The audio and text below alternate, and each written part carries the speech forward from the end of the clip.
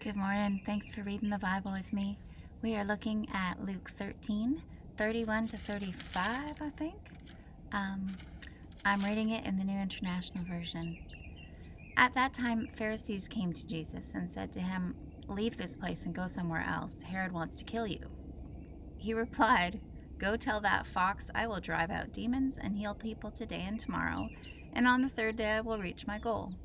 In any case, I must keep going today and tomorrow and the next day, for surely no prophet can die outside of Jerusalem. Oh, Jerusalem, Jerusalem, you who kill the prophets and stone those sent to you. How often I have longed to gather your children together as a hen gathers her chicks under her wings, but you are not willing. Look, your house is left to you desolate. I tell you, you will not see me again until you say, 'Blessed is he who comes in the name of the Lord.'"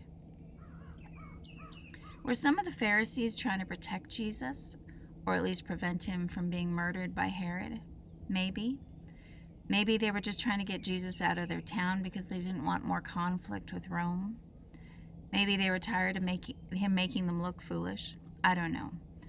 I don't think any of that is the main reason why Luke recorded this.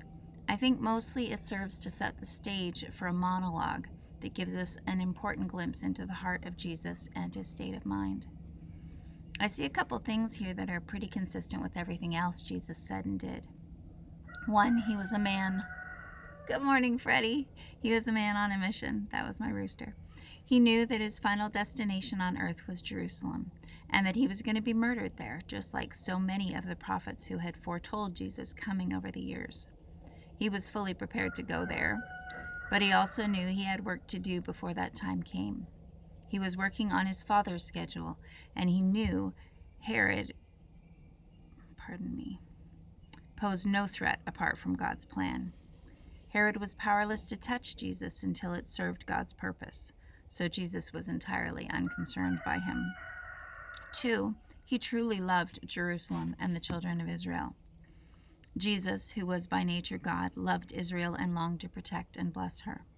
But like every other person or nation in history, Israel tried to forge their own path without God. Because God had specially chosen Israel, the rejection was especially tragic. But it wasn't terminal. In the final verse here, Jesus hints that he will come back for her. We're going to see the fulfillment of this prophecy begin in chapter 19, but Jesus seems to be hinting at a time when it is fulfilled even more completely. I think looking at Jesus' heart for Israel helps us understand God's heart for humanity as well. In a way similar to God choosing Israel to demonstrate his plan for all nations, God chose our species to reflect his nature to the whole world. He gave us many of his own capacities so that we could live like his ambassadors on the planet. His capacities for complex reasoning and creativity enable us to act like him, but they also enable us to act in opposition to him. Giving us the capacity to freely choose to reflect him required that we also be freely able to reject him. Apparently, God thought the fact that some of us would choose his way was worth the pain of rejection by others. He longs to gather us under his wings. He longs to protect and bless us, but we are often unwilling, and God allows us to refuse him. He is persistent in offering kindness and healing, but he is respectful in allowing our rejection. God's heart is unlike any other heart I have ever known. I hope he will empower me in greater measure to reflect it to the part of his world in which he has placed me. Hope you guys have a good weekend.